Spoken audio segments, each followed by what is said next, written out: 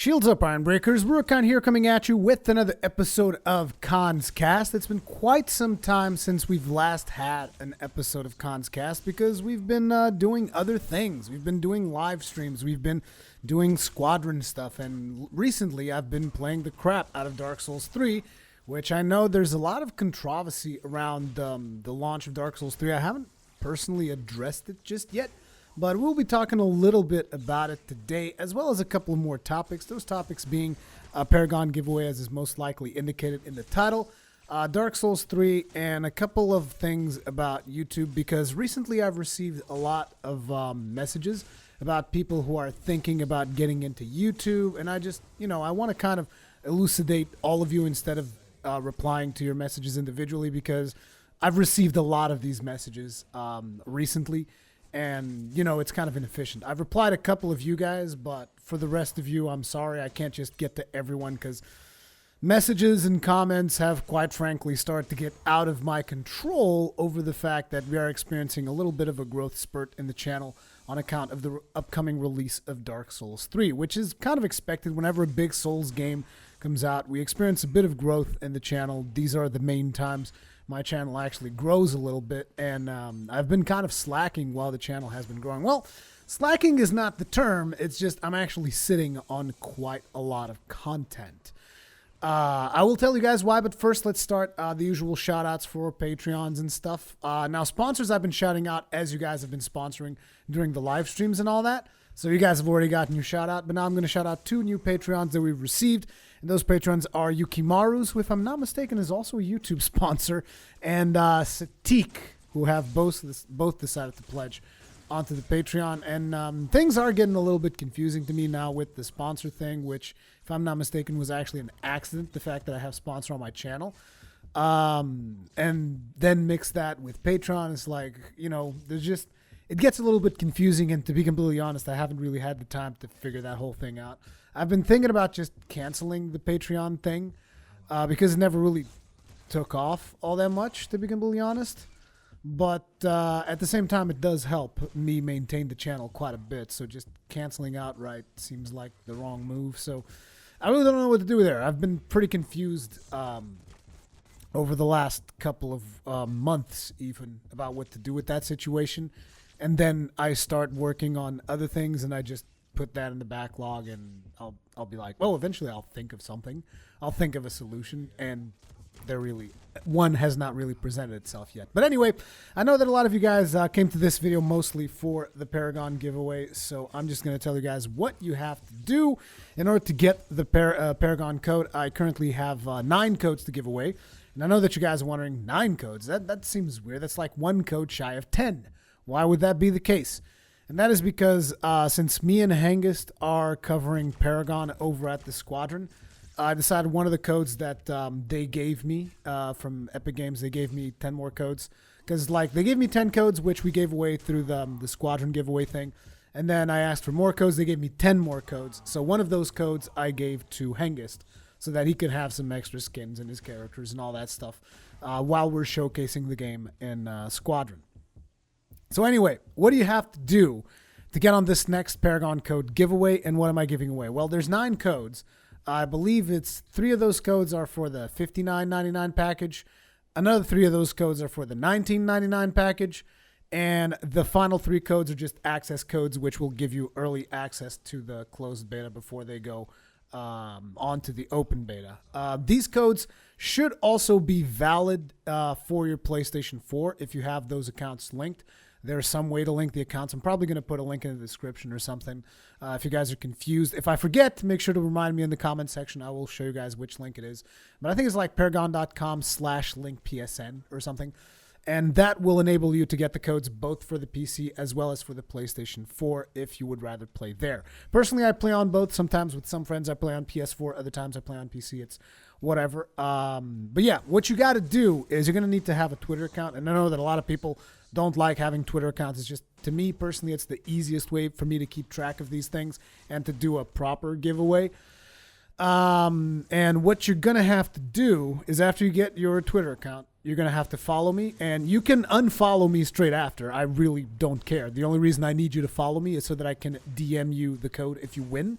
so that I can send you a direct message through Twitter. It makes things a lot easier. It's mostly, again, it's what do you call it? It's a convenience thing for me, more so than anything. So just get a Twitter account. It's free. It's whatever. You can even create a bogus Gmail account for your email or whatever if you don't want if you don't want to be associated with Twitter, because some people don't want to be associated with Twitter. That's fine. But just create a Twitter account, follow me, and then you have to tweet, just one tweet, where you tweet both at me and at Paragon, and you say which is your favorite Paragon feature or which one is your favorite Paragon hero. Just craft a tweet. Make sure you tag me and Paragon, so at Rurikhan and at Paragon, and tell your favorite Paragon feature or your favorite hero. The more creative answers will probably win. If you don't want to have a creative answer, just type whatever the hell you want, and there's still a chance that you win. But again, like I said, the more creative answers are the ones that I'm going to look at more closely. And that's pretty much all you have to do for the Paragon code giveaway. That's pretty much it. Super simple. I'm going to make a tweet about this later on where I will put an image that says everything you got to do as well. I'm going to let this run for 1 or 2 weeks, something along those lines. So yeah, just throw me your entries, and I think it's probably going to be a week, because I think in about a week most people that would have watched this video will have watched this video. And yeah, that's all I really had to talk about for the Paragon giveaway. I'm still enjoying Paragon quite a bit. I'm going to keep doing Paragon live streams. I've been getting a whole bunch of questions on other streams, are you still doing Paragon? Yes, I am. As a matter of fact, I did a Paragon stream this week.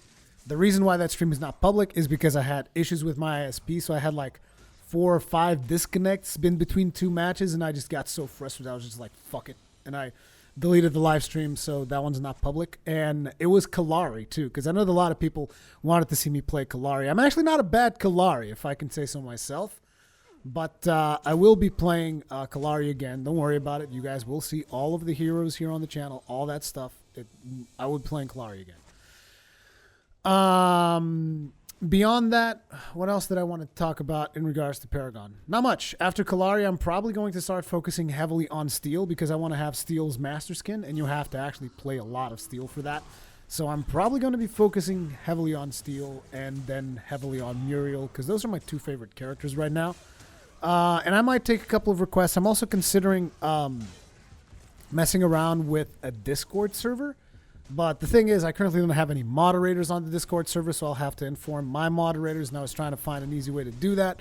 And it's just, in the middle of that, I start getting into work stuff, and I start streaming on Squadron, and just stuff just keeps getting pushed behind. And it's very frustrating. But I do want to get some kind of a Discord setup going, so that I can have you guys show up. But obviously, like I said, we're going to need mods. Otherwise, we're going to have a bunch of trolls pop up in the chat, and it's not going to be fun.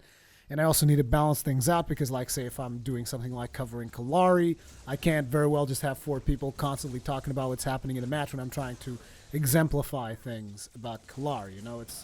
It's a process, but I'm trying to get there. I'm getting some tips from people who are using already Discord on their live streams. So yeah, that's something I want to work into our Paragon stream, so that we can, play 5 stacks and stuff like that, and we can all have fun. But yeah, that's pretty much it on the Paragon stuff. Next up, I want to talk about Dark Souls 3. There's a lot of things to talk about Dark Souls 3. For starters, there aren't going to be any spoilers in this video, so you don't have to worry too much about that. But I am going to be talking about, for starters, let's start with the whole release thing. A lot of people are seriously upset with the fact that the game released on Japan quite a ways earlier than it released on the rest of the West. I've heard a lot of speculation as to why this was the case, and I really don't want to get too much into the speculation part of it, because it doesn't matter why they did it. Fact of the matter is, they did it, right? It's already done, so it doesn't matter if you agree with it, if you don't agree with it. That doesn't matter. What matters now is it kind of matters if you agree with it or don't. What I mean is, there's nothing we can do to change it at this point. So the only thing remains to know is how do we feel about that as a community? And I can understand that a lot of people are super upset, because basically there were a ton of spoilers that spilled onto the internet. Now, I was very careful about the content that I posted, particularly with the titles as well as the thumbnails. None of it is particularly revealing. Like, you'll see generic shots of some of the areas in the game, but those could be screenshots from anything. So, yeah, that's pretty much all you will see on my videos. And then the titles as well. All my titles are super generic. It's just like Dark Souls 3 gameplay, walkthrough, let's play, part 1, part 2, part 3, whatever. But then the fact that the game was released earlier, there's a lot of people who do have spoiler stuff on the titles. Like, I've come across some of those videos as I'm just like seeing how my videos are doing and whatnot.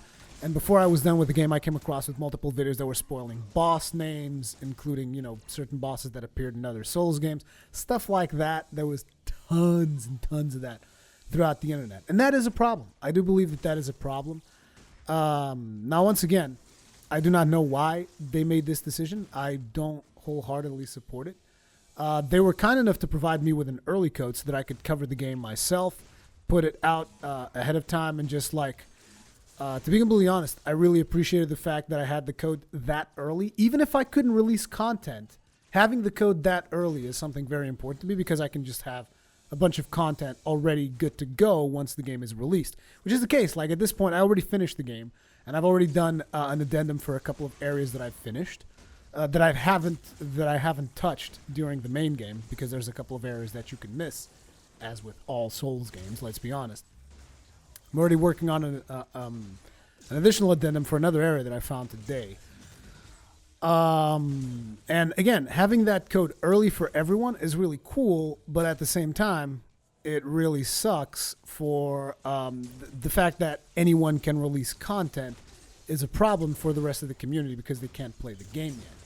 So I was not a huge fan of that, regardless if the Japanese version came out earlier and all that. I was not a huge fan of that decision, as I believe most of the community were not huge fans of that particular decision. And again, it's a problem with the game type that it is, because I mean, Dark Souls is not like a GTA. It's not. I mean, GTA is probably a bad example. Let me try something else. I don't know. But what I'm saying is Dark Souls is not one of those games that you are going to play and then just put away. Dark Souls is a game that's going to last you a long time. And one of the best things about Dark Souls is discovering things as a community. Actually talking with people that aren't getting spoiled themselves, and discussing things as they are happening. Like, oh, I found this cool thing here, and you're like, oh crap, I didn't even see that. Like, I had a couple of those moments with Globku, and he had a couple of them with me. We were talking about stuff that we'd seen and exchanging information because we were both unspoiled, basically, is what I'm saying. So we were both exchanging information back and forth as to things that we had found that the other one had missed. And that is like the crux of a Souls experience. Like, nowadays, but the thing here is, nowadays, this also happened with Dark Souls 2, which was, by the time the game was out, there was already a full guide and all that was already out, and people could just get the guide and get all of the information they needed, which takes a lot of the magic away from the Souls series. Like I said, a lot of the magic of the Souls series is discovering things as a community. Like everybody discussing through forums and whatnot, like, oh, I found this thing and I found that thing. And the fact that the game was like, how long was it? 3 weeks? I don't know. However long it was, delayed by all this time, means most of the information is already out there. Like now, before the game's already been released, most of the information on the bosses, on like where you can find items, all that stuff, it's already out. It's already out on the internet. And in a way, the other day I was thinking about this, and I was just thinking like, man, we don't deserve a game like Dark Souls, because we just tend to spoil it instantly throughout the way that we disseminate information throughout the internet, right? It's like everything's already out there before the game is even out. So you can already see all of the guys and all that stuff. And to be completely, I'm part of the problem. Like, make no mistake, I'm not trying to say that I'm not part of the problem. I'm not trying to play myself off as some kind of innocent person in the middle of all this. I'm part of the problem because I posted videos ahead of release. And I know that a lot of people are going to say, oh, you could have not done it if you wanted to. A, B, and C decided not to do it. I'm like, well, yes, but A, B, and C are far more established than my little channel. Let's be honest. I mean, if you're gonna sit there and tell me like, oh, Epic Name Bro chose not to post stuff ahead of time. Well, yes, Epic Name Bro has a pretty friggin' huge channel. My channel is tiny, and opportunities like this don't come around often. What I did make an effort of doing is not spoiling things for people that don't want to be spoiled, and trying to provide some content in between that was not Souls related, so that my audience could still watch some of the stuff that I was doing without getting spoiled for Dark Souls 3. And it hasn't been easy because, like I said, I haven't even been able to keep up with the comments. And yeah, but ultimately I feel like I've kind of walked away from the crux of the issue here, which is the internet itself kind of destroys games like Dark Souls, is what I'm getting at. Which is weird because at the same time, the internet is one of the most fun ways to play a game like Dark Souls. You know, discussing it with people that are figuring out the game as you go along. But what happens is, like, say you have a group of people, right? And they all agree, okay, let's all go through this game and I'm not even talking about co-op. Let's just all go through this game and discuss it in a forum or something and just have fun with it and just experience the game raw as it's meant to be experienced and not look up any guides whatsoever. And then at one point, one of those guys steps outside and just starts looking stuff up all over the place. And then he starts telling everybody else about all these other things that he found. And the joy of discovery is gone. Somewhere in the middle of that, the joy of discovery is just gone. Because now the whole group is basically tainted by all of this knowledge that came from the outside. So what ends up happening is Dark Souls players choose to isolate themselves. And that's, to be honest, it's the only way to do it. Like, I personally chose to isolate myself a little bit. The only person I allowed myself to talk with about Dark Souls 3 was mostly Globku, because I knew that he was kind of doing the same thing I was, and that neither of us was going to spoil each other you know, in any major way. We were just going to discuss things that we had found ourselves. And that's the interesting thing. So if there's one thing that I could tell you about Dark Souls 3 is surround yourself with the kind of friends that you know can be trusted, not to look up information for your first playthrough.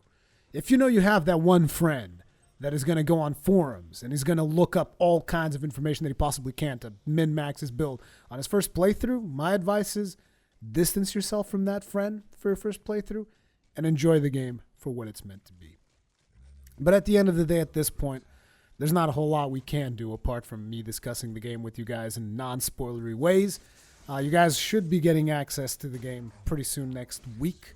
As a matter of fact, if you're in Portugal and you're going to be in Lisbon, I'm going to be attending an event in Portugal where we're going to be talking about Dark Souls 3, I think. It's at FNAC in Colombo, which this is a place specific to Portugal. So just in case some of my Portuguese audience is watching and you guys want to go out there, yeah, I'm going to be over there. I think it's at 9:30 p.m.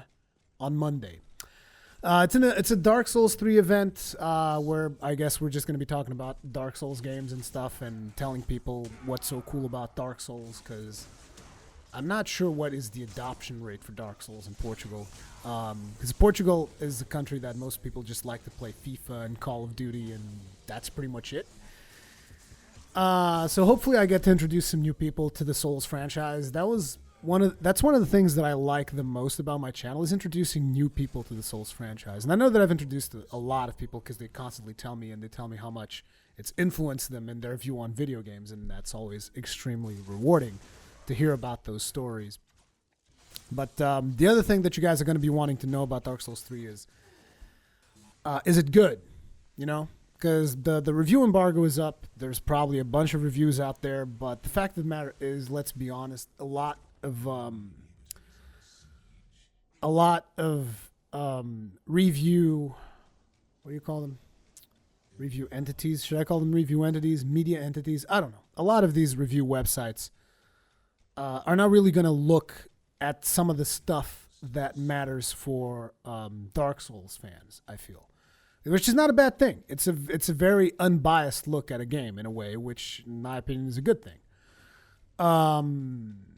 But at the same time, people who are more hardcore into Dark Souls are going to be looking forward to specific things. So if we were to compare Dark Souls 3 with all the other Souls titles that came before it, what I would say is Miyazaki has taken what is best about each of these franchises and combined them all into one. Like you got some stuff in there that I feel is like from Demon Souls, for sure. You got the upgrade system for the weapons is mostly based around Dark Souls 2, which in my opinion is a good thing because it was simpler.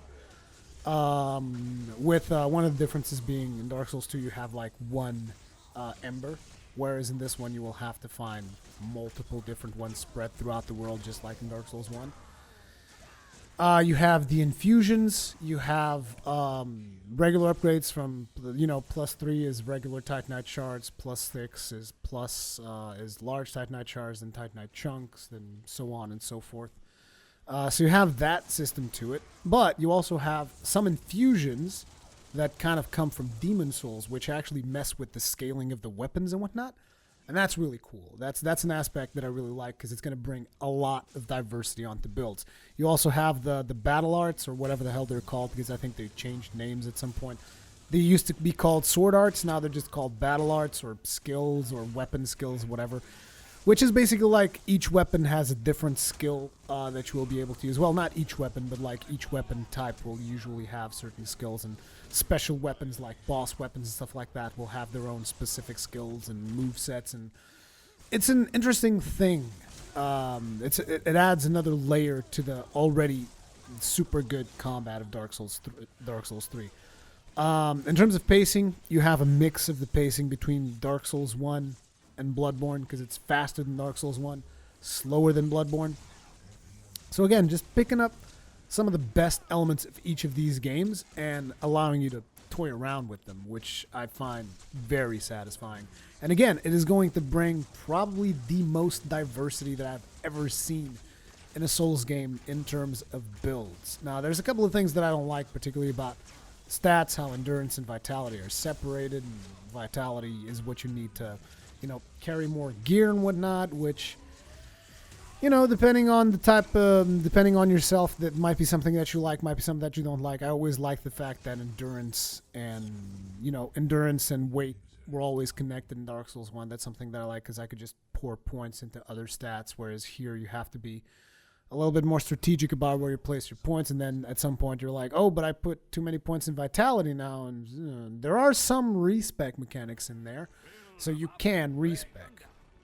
You just have to find out where that is, which I would have probably missed in my first playthrough had I not spoken with Globku.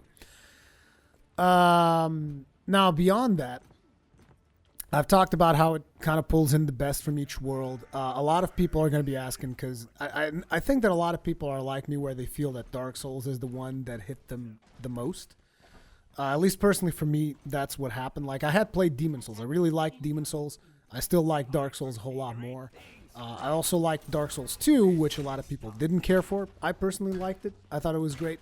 But I did make a mistake, which was during my honeymoon period of Dark Souls 2, which is when you're still learning about the game and you're really engrossed into it and playing the crap out of it. I made the mistake of saying, oh, it's better than Dark Souls 1 in every way. I know that I said that in the video, and I don't take it back. At the time, that's exactly how I felt.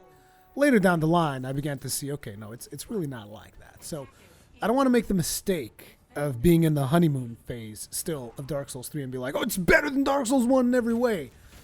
I don't think that any game is ever going to really reach me the way that Dark Souls 1 reached me, because it was just such a shift into everything that I had seen in video games. It just changed everything. And as a matter of fact, there are still a lot of things in Dark Souls 1, but that I like more in Dark Souls 1 than in Dark Souls 3. But I can't talk about them because they're very specific and can almost be considered spoilery. So I'm not going to talk about them. But having said that, Dark Souls 3 is an amazing game. It has a, in terms of combat and all that stuff, I believe it's probably a lot better than Dark Souls 1. But again, could be the whole honeymoon period stage. But how should I put it? It is, in fact, something that a lot of people said, which is, it is another Souls game. and there are a lot of references to previous Souls games in this one game.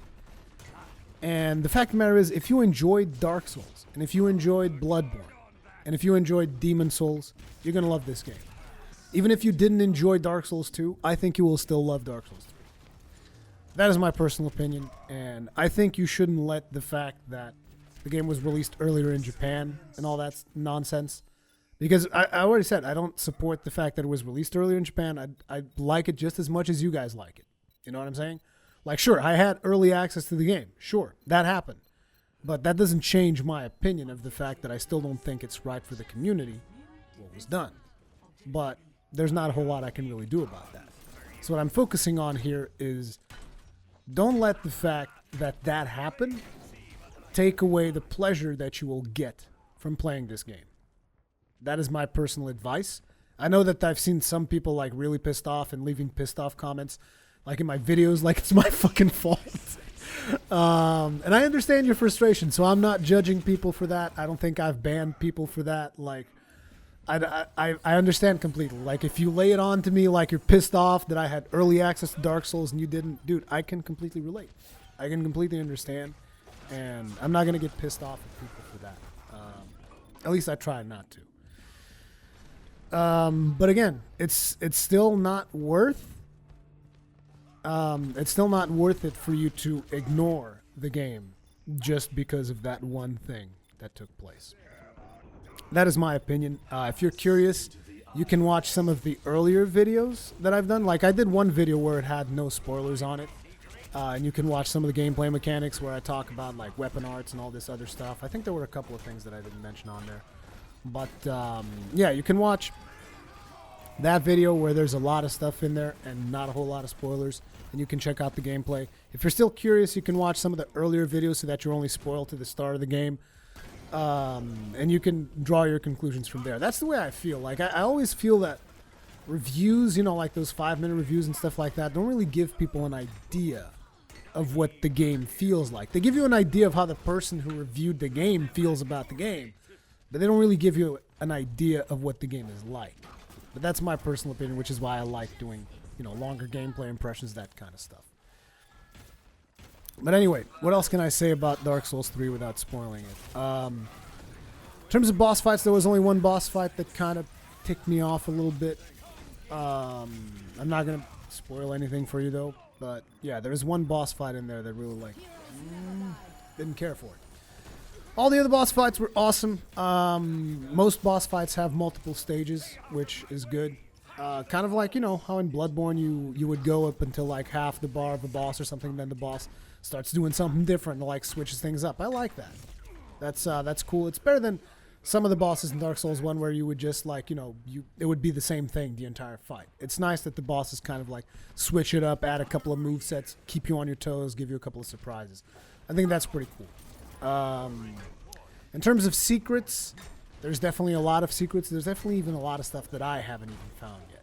And there's stuff that I'm still finding now after I've already finished the game. So that's cool. In terms of the way that the story is presented, I think this might be one of the best ones, because even people who don't dig super deep into the lore and the dialogues and all that stuff, they will still be able to kind of figure out what they're doing and what their purpose is in the world. I mean, from a general perspective, not from a very detailed one, obviously. If you want to get into detailed stuff, you really have to still look at those item descriptions, interact with characters. There's tons and tons of side quests all over the place. There's a lot of interesting characters to interact with throughout the game. So that's still there. That's still pretty cool. The areas are pretty diverse, and they're a lot of fun. I've had a couple of performance issues on the PC copy, which was the first copy that I played, but so far on the PlayStation 4, I've experienced no major issues. I mean, the game runs at solid 30 FPS. For most of the time, I've been to one of the specific areas which was very problematic on the PC, and I didn't notice any major issues there, but I'm still very early on the PS4 version, because what happened also was I played so much Dark Souls and in such a rush to try to make as many videos as possible that I kind of burned myself a little bit. I was like, when I was done, I was like, oh, I'm so glad I'm done, so that my thought was, I'm so glad I'm done so that I can go back and play it all over again without having to record it. But then when I started playing it all over again, I was like, man, now I'm going to want to do the trophies, and I'm going to want to do this hybrid build so that I can get all the spells and get all these things. And you guys know what that's like. I'm pretty sure you guys have kind of done the same thing for Dark Souls 2 most likely, so you guys know what I'm talking about. But yeah, I'm just slowly playing it in slow chunks, and I'm waiting for the embargo to lift, which is sometime in Monday, which is also why I haven't had a lot of content in the channel. Some of you guys might be wondering, why aren't you releasing more Dark Souls video? Well, I received a request from Bandai Namco not to post videos from, I think it was like last Friday or something, until the release of the game, so that, you know, so that people could have some time to get excited about the game. And I understand why. And I understand also that the people that I speak with over at Namco, like, most of these decisions are completely out of their control. And Namco has been pretty kind to me over the years. I mean, not just with Dark Souls 3, but with Dark Souls 2 as well. They were very supportive. So I kind of felt bad. Like, I mean, it's not like they forced me not to upload. They just asked, like, could you please not for a while? And I was just like, yeah, sure, whatever. So that's why we haven't been posting content. Because, like I said, I already have videos stacked up all the way up until the end of the game, as well as a couple of addendums. But, yeah, I'm going to be releasing those steadily once the game gets released so that you guys have time to, like, catch up. Because I know that a lot of you also like to catch up to the playthrough at the same rate that I'm doing it and then look at the way that I did stuff and whatnot. So you guys will have time for that. I believe that most of you will catch up to where we were in episode 13 on your first day.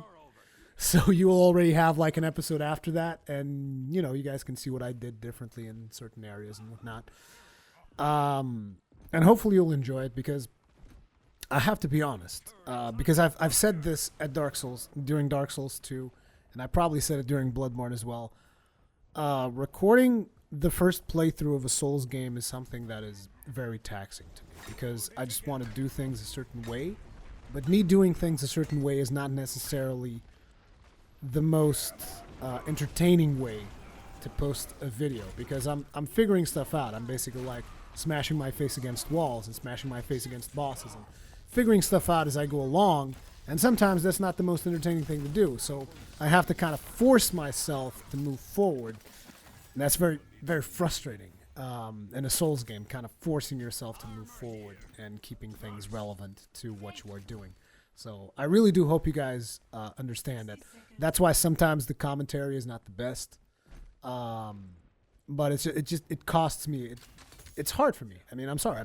Maybe I'm not the best content creator out there. I've never said I was, but I get involved in pretty much every project that I work on.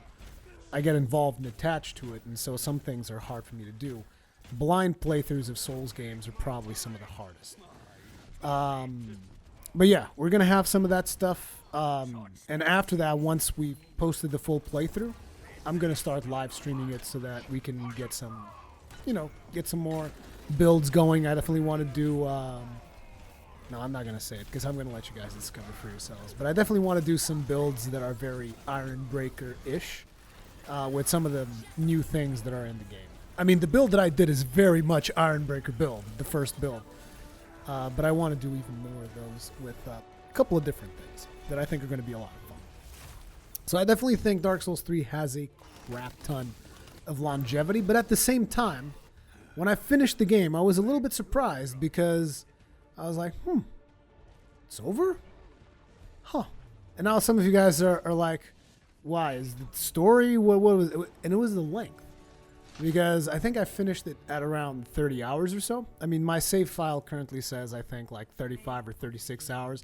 But a lot of those hours, I was like AFK. Well, not a lot, but a couple of those hours I was AFK.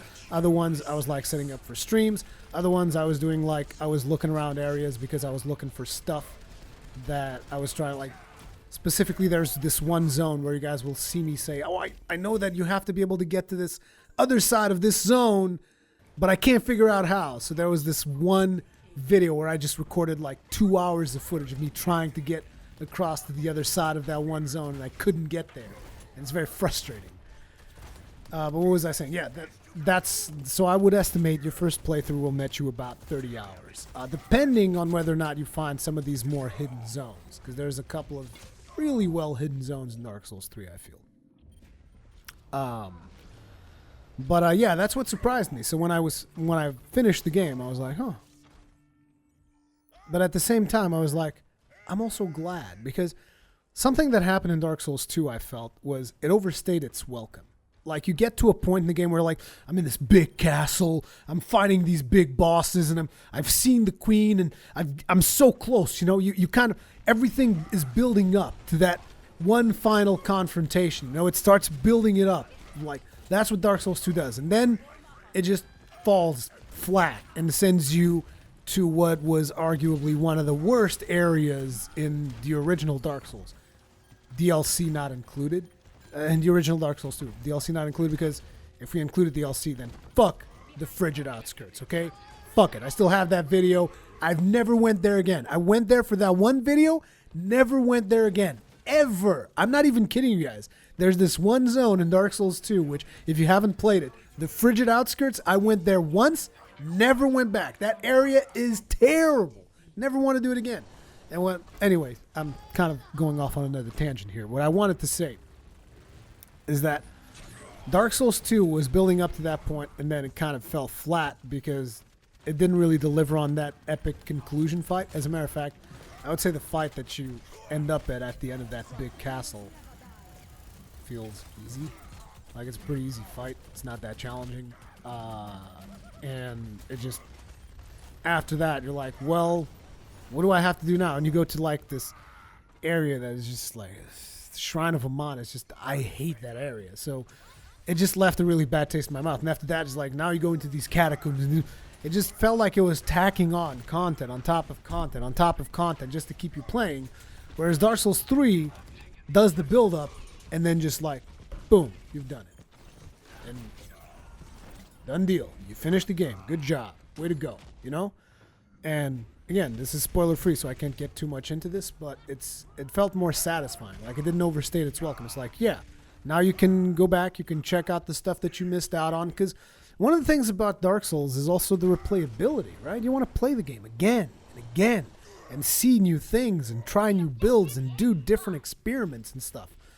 And Dark Souls 2, I always felt that, like, oh man, I'm gonna have to go through this area again, and I have to do this thing again. Jesus, why? You know, that's kind of how I started feeling after a while.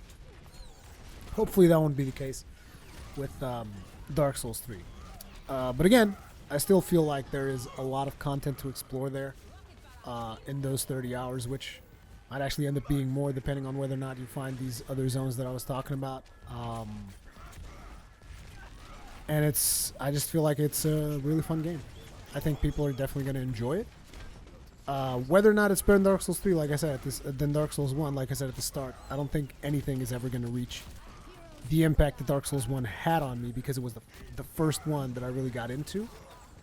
So I don't know. But I'm definitely going to be playing Dark Souls 3 for a long time to come. Or so I predict. Next playthrough is going to be on PlayStation 4, most likely, so it's going to be 30 FPS. Sorry, guys. I know that a lot of people have been enjoying the 60 FPS in PC, but yeah, on PS4 it's 30. Anyway, lots of fun I had, lots of more fun I will have, and that's all I'm going to say about Dark Souls 3 for now. And next up, I wanted to talk about YouTube as a career, mostly because a lot of people recently have been asking me about, should they get started onto YouTube? Is it a viable way to earn a living? What's it like? And should they basically actually start producing content for the platform? And one of the first things that I wanted to tell you guys is, regardless of what I tell you in this video, okay, this is very important, because I'm going to tell you about my personal experience as YouTube and my personal advice as to what you should or should not do. But more importantly than my advice, I feel, is that you guys need to make your own decisions, specifically about this YouTube thing. This needs to be a decision that needs to be made by one person, and that person is you. because what I'm going to tell you is probably going to demotivate you, and I do not want to be the person responsible for killing creativity in its purest form, or for telling you that you shouldn't be chasing your dreams or anything like that. I do not want to be that guy. What I'm going to tell you pertains mostly to my experience in this platform as a content creator, and just like what I've experienced throughout the years. Like, I've been doing this for close to 6 years now, pretty much full time. I've done pretty much no other work other than YouTube or YouTube related work for the past 6 years. And I've gained some experience from it. And you're like, guys are like, wow, 6 years and he's got like 50,000 subs. What's the deal with that? And one of the reasons behind that is because I don't really focus on trending topics, so to speak. I mean, I focus sometimes on a couple of trending games because I'm interested in them, or because I feel that I want to show you guys about those particular games. But usually I don't really go after the trending stuff, because like if you go after trending stuff right now, it's really trending on YouTube is like top 10 lists. That's like guaranteed views. As a matter of fact, one of the videos on my channel that is the most viewed video on my channel is a top 10 list. It's that simple. Basically, top 10 lists are the most successful thing you can possibly create on YouTube. People apparently really like to watch top 10 content. So yeah, if you guys are wondering why I don't have more subscribers and why is my channel not bigger, that is mostly because I am not doing this to get bigger. It is not my purpose in life to be as big as PewDiePie. I have no interest in that. I'll be flat out honest, because a lot of people, they do this YouTube thing and they just set these goals and they're like, I want to be bigger and I want to. The only goal that I have is to be able to provide for my family, and I don't want any more than that, because to be honest, that's going to be more of a hassle. Like, say I get 1 million subs overnight for some strange reason, and I have a million new people watching and commenting on every video. That just means that I probably will never be able to read every single comment, which to me is a problem. Because I still try to this day to read every single comment, which is why it's really hard for me right now to read a lot of those comments, because there's just a ton of them. But yeah, anyway, I guess I'm going off on a tangent, as I tend to do often. But yeah, that's just one of the reasons why the channel is not bigger. It's not because I can't be bigger. It's because I'm not aiming for that. I'm aiming for doing something that I like doing, and not something that is necessarily successful, which are two very different things. Trust me on this. I'm very well aware of these two different approaches, what it takes to be successful and what it takes to do something that you like. So just bear in mind, these are two different things most of the time. Some people love doing some of those top 10 lists. It's fine. Other people don't. That's fine too. But anyway, should you get started onto YouTube or not? For starters, I would not advise at this point anyone to get started on creating content on YouTube. And the reasoning behind it is because YouTube is oversaturated. What does oversaturation means for those of you that might not be native English speakers or whatever, and maybe you don't understand the word? It basically means there's too many fucking people producing content. And what that creates is a problem in discoverability. What is discoverability? Discoverability is actually getting your content and having that content appeared to the right people, to the people that you're trying to captivate. There's a big problem with discoverability on YouTube, which is why I constantly see higher quality content and, in certain things that I'm looking up, and it has lower views than lower quality content, but the lower quality content has a better search term optimization, or the person just has more subscribers from other content that he's done before, and so the video just climbs up the ranks because the person has reached the critical mass where their videos will just explode. And the fact of the matter is, starting from scratch on YouTube right now is going to be extremely challenging, and it's going to be extremely demanding, because you will have to, you'll have to find your niche. You will have to figure out what is it that you want to do. And you will have to execute on it, and then you will have to look at your videos not getting that many views at the start, which is very frustrating. And it's why there's so many people that start and finish like within the space of a week. Like, if you think that you're going to get to the end of a week and you're going to be able to evaluate whether or not you're going to stay on YouTube, I can tell you right now, don't even start. Don't even start. Don't expect to see stuff like, unless you're past your 6th month or something, you can expect to maybe see a couple of milestones getting hit depending on the stuff that you're working on. And I know that's frustrating. I've been there. And I can assure you that most of the YouTube personalities, the big guys, have all been there. And it's frustrating, and it demands a lot from you. Like, for instance, you guys might look at my channel and you're like, okay, so let's take a look at your channel. Like, are you making enough to earn a living? No, not even close. As a matter of fact, I don't think my channel has ever really made enough to earn a living. What happened was, when I quit my job, I had some savings, and I pretty much ran through my savings while I was working on this YouTube thing. And eventually, I started actually working on TGN, which now I'm working on TGN Squadron, and that's what pays the bills. It's not the YouTube channel. I mean, YouTube channel, it's a nice chunk of change, but it will not sustain you, depending on where you live. I mean, if you live in a really poor country and you're able to execute the YouTube thing, maybe, but even there, it's not easy. Like, my channel is producing on average $500 to $600 a month, and that's right now, which is like when I'm getting this growth spurt that I've told you guys about from Dark Souls 3 and all this other stuff. Like, right now, that's what I'm getting on the channel. Because usually, like at the start of this year, it was like $200, $300 each month. That was pretty much what the channel was making. And so, yeah, if you have some kind of inclination that you're going to make it easy on YouTube, you're going to get onto YouTube and just going to be like explode and all that stuff, it takes a lot of hard work. It takes a lot of hard work to get anywhere on this industry. And don't be fooled by when people say, oh, dude, just be like PewDiePie and just do the PewDiePie thing. And it's like, you have to be passionate about what you're doing. It's not just about creating content. You have to enjoy what you're doing, because this job demands a lot. Like, for instance, I had a job before I started the YouTube thing, I was doing IT consulting as well as IT tech support. A bunch of IT gigs, basically, which, for those of you who don't understand, is like messing around with computers, advising people on computers, and fixing problems in computers. I did a lot of that. And I can honestly tell you that was a lot easier. It was way easier than all the stuff I do on YouTube right now. Not only that, it also required a lot less time, because people on that industry are actually reasonable, whereas on YouTube is not a reasonable industry, because some people are willing to do some really crazy fucked up shit to get ahead. And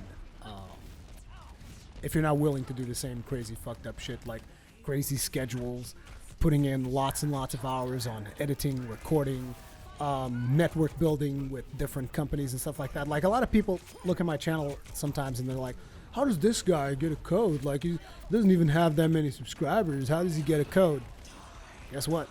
That's the part that a lot of you guys don't actually see. A lot of the stuff that goes behind stage, where I'm reaching out to companies, where I'm trying to establish a relationship based on trust and based on professionalism. And there's a lot of stuff that happens that never sets foot in the channel. Like, this is not just about creating videos and putting them online.